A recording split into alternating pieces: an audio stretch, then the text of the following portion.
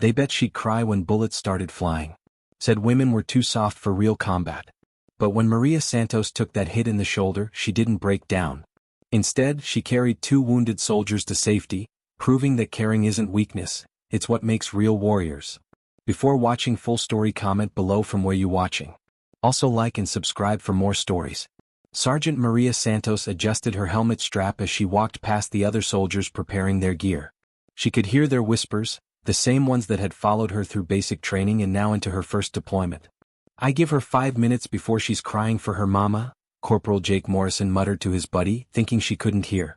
Women just aren't built for this kind of pressure. Private First Class Tommy Chin nodded along. "My money's on her freezing up completely. She's too soft, too emotional. You see how she gets all teary-eyed during those movies they show us." Staff Sergeant Rick Powell, their squad leader, didn't discourage the talk.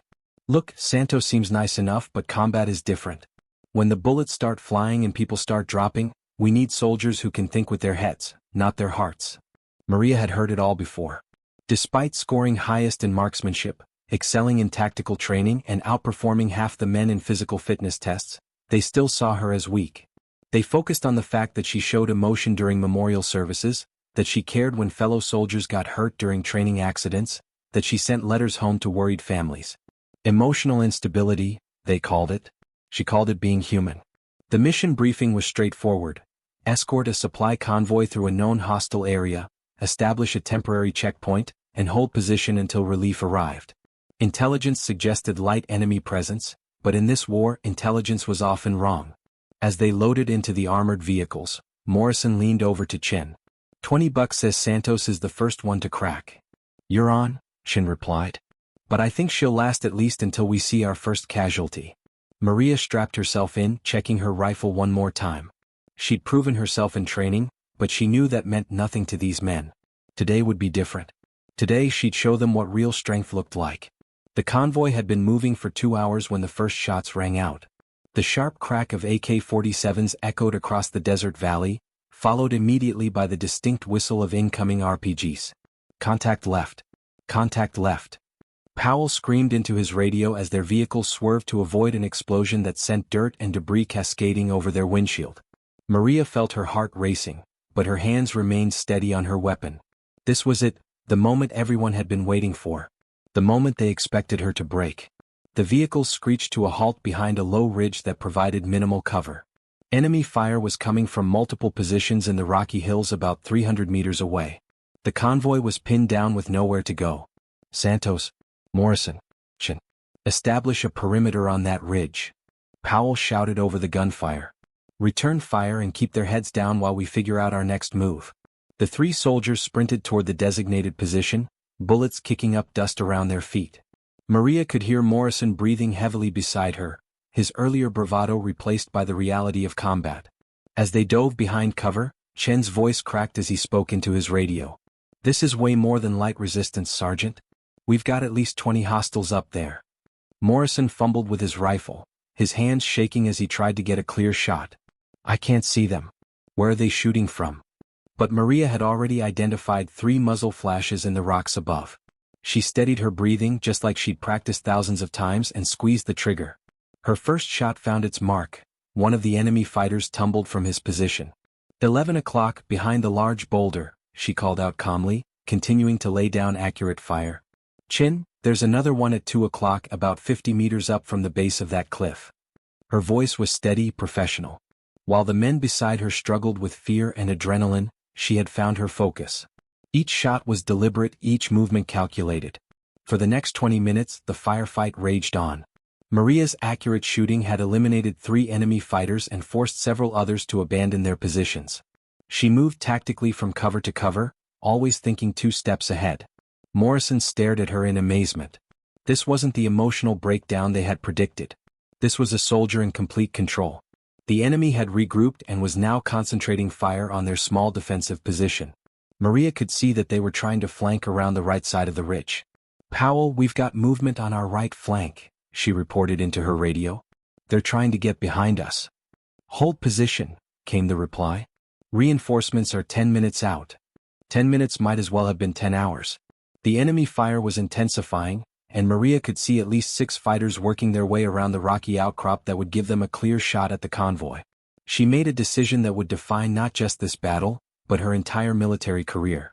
"I'm moving to intercept," she announced, already preparing to leave the relative safety of their position. "Santos, stay put." Morrison grabbed her arm. "That's suicide." She looked at him with determination that made him release his grip immediately. "If they get behind us, we're all dead. Cover me." Before anyone could protest further, Maria was moving. She sprinted across open ground toward a position that would let her engage the flanking enemy fighters. Bullets whined past her head as she ran, but she didn't hesitate. She was halfway to her objective when the bullet found her. The round caught her in the left shoulder, spinning her around and sending her crashing to the ground behind a small boulder. The impact felt like being hit with a sledgehammer, and immediately her left arm went numb. Morrison saw her go down. "Santos is hit. Santos is down." Through his binoculars, Chin could see blood spreading across her uniform. "She's not moving, Sarge." But they were wrong. Maria was very much moving. Gritting her teeth against the pain, she used her good arm to prop herself up behind the boulder. The enemy fighters were still advancing on the flank, and now they were only about 100 meters from the convoy's position. She couldn't use her left arm, but her right was still functional. Bracing her rifle against the rock, she began engaging the flanking force with precise, single shots. 1 down. 2 down. The remaining fighters scattered for cover, their flanking maneuver disrupted. Blood was flowing freely from her shoulder wound, soaking through her uniform and making her feel lightheaded. But she maintained her position, continuing to fire whenever an enemy fighter showed himself. "Jesus Christ," Morrison whispered, watching through his scope. "She's still fighting." Maria had been holding her advanced position for 15 minutes when she heard the scream. "Medic, medic." She turned to see Chin stumbling backward from their original position, clutching his leg. Blood was pouring between his fingers, and she could see the bone of his shin through the torn fabric of his pants. Worse still, Morrison was down too. An enemy sniper had found their position, and Morrison was lying motionless behind the ridge, his helmet askew. Powell's voice crackled over the radio. "We need immediate medical evacuation. 2 men down." But the evacuation helicopter couldn't land under this much enemy fire. Someone had to reach the wounded men and either treat them in place or move them to safety. Maria looked at her own wound. The bullet had gone clean through her shoulder, missing the major arteries but tearing through muscle and possibly chipping bone. She had limited use of her left arm and was losing blood steadily. The smart thing to do would be to stay in position and wait for help. Let someone else risk their life for the wounded. But Maria Santos had never been accused of taking the smart path. She began working her way back toward Chen's position, using whatever cover she could find. Enemy bullets continued to snap overhead, but she moved with purpose, pausing only to return fire when necessary. Chen was conscious but going into shock when she reached him. His leg wound was severe. The bullet had shattered his tibia and nicked an artery. Without immediate treatment, he would bleed out in minutes. "Santos," he gasped when he saw her. "Your shoulder." "Forget my shoulder," she replied, already pulling medical supplies from her pack with her good hand. "Hold still." Working one-handed while under enemy fire, Maria applied a tourniquet above Chen's wound, stopping the arterial bleeding. She packed the wound with gauze and secured it with medical tape, all while bullets continued to crack overhead. "Can you move?" she asked. Chen tried to stand but collapsed immediately. "No way. I can't put any weight on it." Maria looked across the small gap to where Morrison lay motionless. She could see his chest rising and falling. He was alive, but unconscious and exposed to enemy fire. She made a decision that defied every tactical manual ever written. "Chen, I'm going to get Morrison, then I'm coming back for you," Maria announced, checking her rifle one more time. "Santos, you can't. You're wounded and they'll cut you down the second you show yourself." But Maria was already moving. The distance between Chen's position and Morrison's was only about 30 meters, but it might as well have been 30 miles. The entire space was exposed to enemy fire from multiple positions. She sprinted across the open ground, her wounded shoulder screaming in protest with every step. Bullets kicked up dirt all around her, but somehow none found their mark. Morrison was unconscious but breathing. A bullet had creased his skull, leaving a bloody furrow above his right ear. He would need medical attention, but the wound itself wasn't immediately life-threatening. The problem was moving him. Morrison outweighed Maria by at least 50 pounds, and she only had one good arm. Under normal circumstances, Moving an unconscious man this size would require multiple people or specialized equipment. But circumstances were far from normal. Maria grabbed Morrison under his good arm and began dragging him toward better cover. Her wounded shoulder felt like it was tearing apart, and she could feel fresh blood soaking through her bandages. Enemy fire intensified as they realized what she was doing. Bullets whined past her head, but she kept moving, half carrying, half dragging Morrison across the rocky ground. It took her nearly 10 minutes to move Morrison to a position behind the ridge where he would be safe from direct fire. By the time she got him there, she was exhausted and dizzy from blood loss. But Chin was still exposed and vulnerable. Powell's voice came over the radio. "Santos, report your status." "Morrison is secure," she replied, breathing heavily. "Going back for Chin now." "Negative. Stay put." "That's an order." Maria looked back at Chen's position. He was trying to crawl toward cover, but his wounded leg made movement impossible. Enemy fighters were adjusting their positions, trying to get a clear shot at him. She keyed her radio one more time. "Sorry, Sergeant. Can't do that." The return trip to Chen's position was even more dangerous than the first. The enemy had now identified Maria as the primary threat and were concentrating fire on any movement in her area. She moved in short rushes, using every piece of available cover. A boulder here, a depression in the ground there. Each movement sent waves of agony through her wounded shoulder, but she pressed on. Chin saw her coming and shook his head. "Don't do it, Santos. It's too dangerous." But Maria had made up her mind. She reached Chen's position just as enemy fire intensified around them. Rock fragments from near misses cut her face, but she ignored them. "Put your arm around my neck," she ordered Chin. "I'm too heavy. You'll never make it with both of us wounded. Let me worry about that." Chin wrapped his arm around Maria's good shoulder and she lifted him up. The combined weight of his body and equipment was enormous, made worse by her own injury and exhaustion. But she began moving anyway. Step by agonizing step, Maria carried Chin across the deadly ground toward safety. Her legs shook with the effort, her breathing became ragged, and she could feel consciousness trying to slip away from her. Enemy fire followed their movement, bullets snapping past so close she could feel the heat. One round tore through her pack, another grazed her helmet. But she kept walking. "I got you," she whispered to Chin as he started to lose consciousness. "I got you, brother." Halfway across the open space, Maria's legs finally gave out. Both soldiers crashed to the ground, completely exposed to enemy fire. Chin looked at her through pain-filled eyes. "Leave me," he gasped. "Save yourself." Maria met his gaze with steel in her own. "Not happening." She got back to her feet, lifted Chin again and continued walking. By the time Maria reached safety with Chin, she was running on pure willpower. Her shoulder wound had reopened, her uniform was soaked with blood and she could barely stand. But both men were alive and safe. Powell reached their position just as reinforcements arrived. The additional firepower quickly drove off the remaining enemy fighters, ending the firefight. "Santos." Powell dropped to his knees beside her. "Medic. Get a medic over here now." As the medics worked on her wounds, Maria looked around at her squad. Morrison was conscious now, the head wound having looked worse than it actually was. Chin would need surgery on his leg, but he would recover fully. They were all alive. The mission had been successful. Powell knelt beside her stretcher as the medics prepared to load her into the evacuation helicopter. "Santos, what you did out there." He struggled to find the words. "I've never seen anything like it." Morrison appeared at her other side, a bandage wrapped around his head. His eyes were different now, filled with respect and something that looked like shame. "I owe you my life," he said quietly. "We all do." Chin, lying on his own stretcher, reached over to squeeze her good hand. "You're the toughest soldier I've ever served with," he said. "And I was an idiot for ever thinking otherwise." As the helicopter lifted off, Maria looked down at the battlefield where she had proven herself. The men who had bet against her, who had predicted she would cry and break under fire, now knew the truth. She hadn't broken. She had bent, been wounded, pushed to the very limits of human endurance. But she hadn't broken. 3 months later, Maria returned to duty with a commendation for valor and a Purple Heart. Her shoulder had healed, though it would never be quite the same. The squad was different now too. Morrison had requested a transfer to her unit permanently. Chin had recovered from his leg wound and insisted on serving under her leadership when she was promoted to squad leader. Powell had written in his report, "Sergeant Santos displayed extraordinary courage under fire, tactical brilliance, and selfless dedication to her fellow soldiers." Her actions saved multiple lives and prevented the loss of critical supply convoy. She represents the very best of what it means to be a soldier. But perhaps the most meaningful change was in how her fellow soldiers treated her.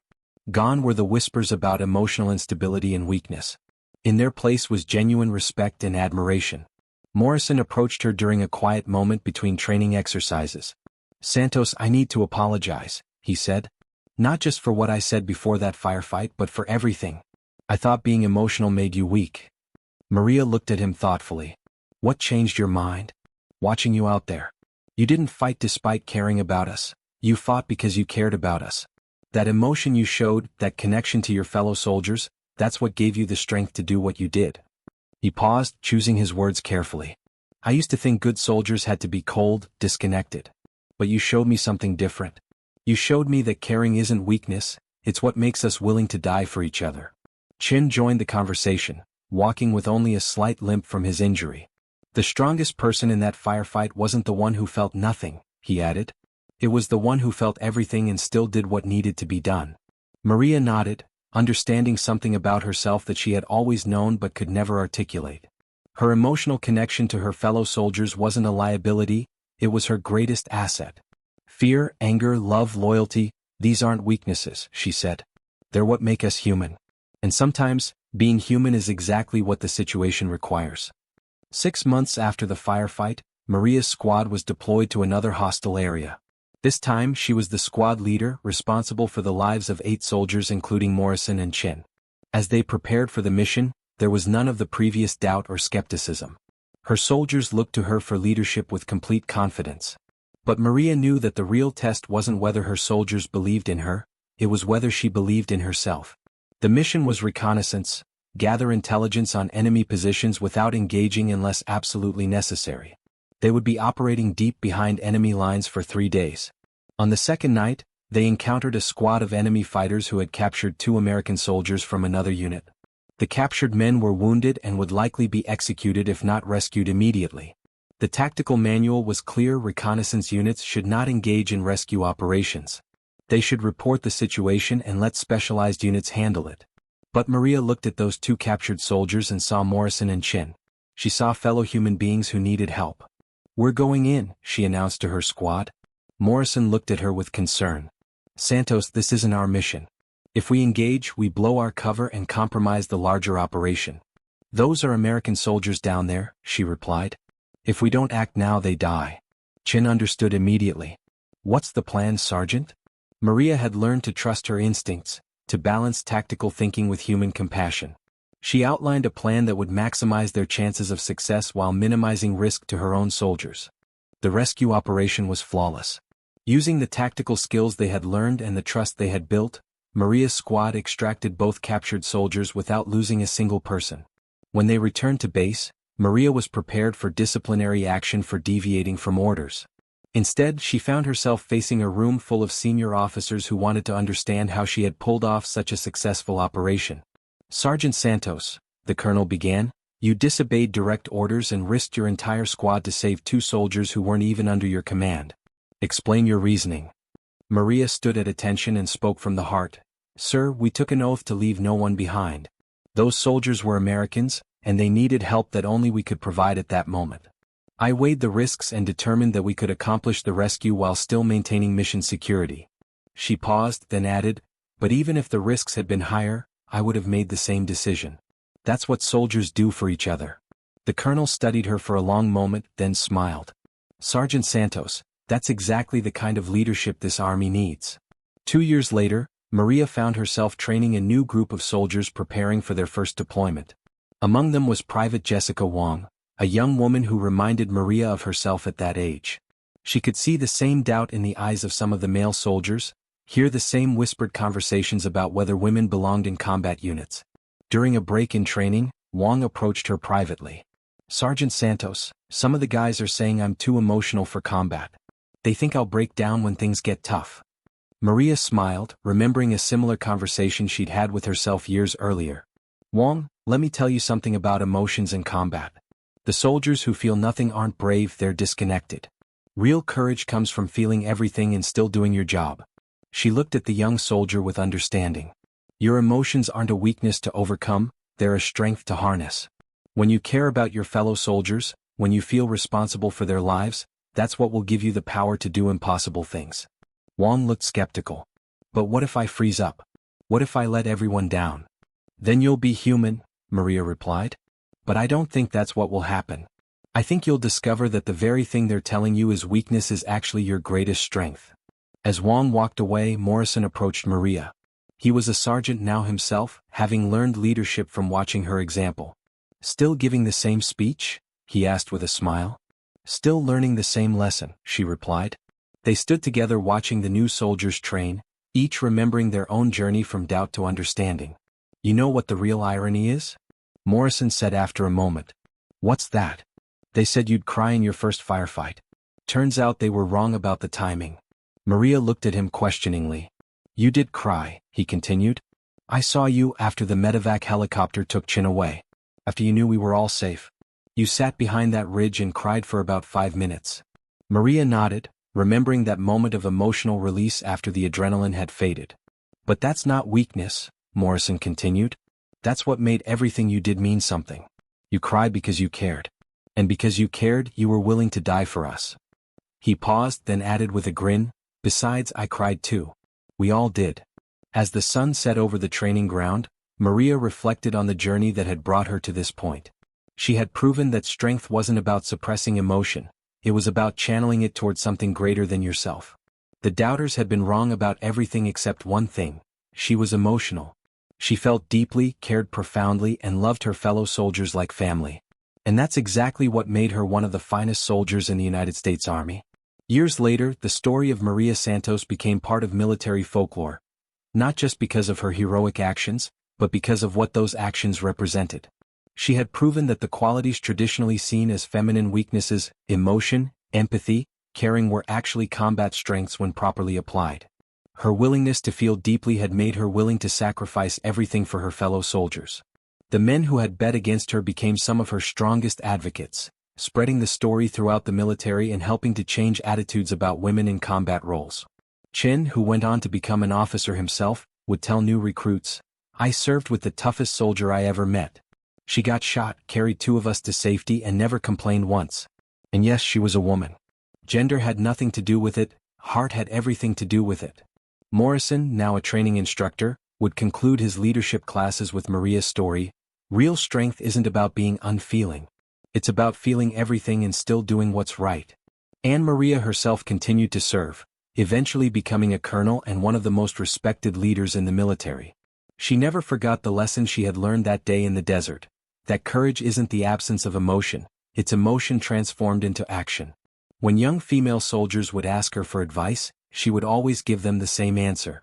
They'll tell you that caring makes you weak. They'll say that emotion has no place in combat. Prove them wrong. Show them that the soldier who cares the most is the one who fights the hardest. Take the hit, hold the line, and carry your brothers to safety. Not despite your heart, but because of it. The doubters had been silenced. The legend had been born. And Maria Santos had proven that the strongest warriors aren't those who feel nothing, they're those who feel everything and channel that feeling into protecting the people they love. In the end, they said she would cry in her first firefight. They were wrong about when, but right about the crying. She cried because she cared. And because she cared, she became a hero.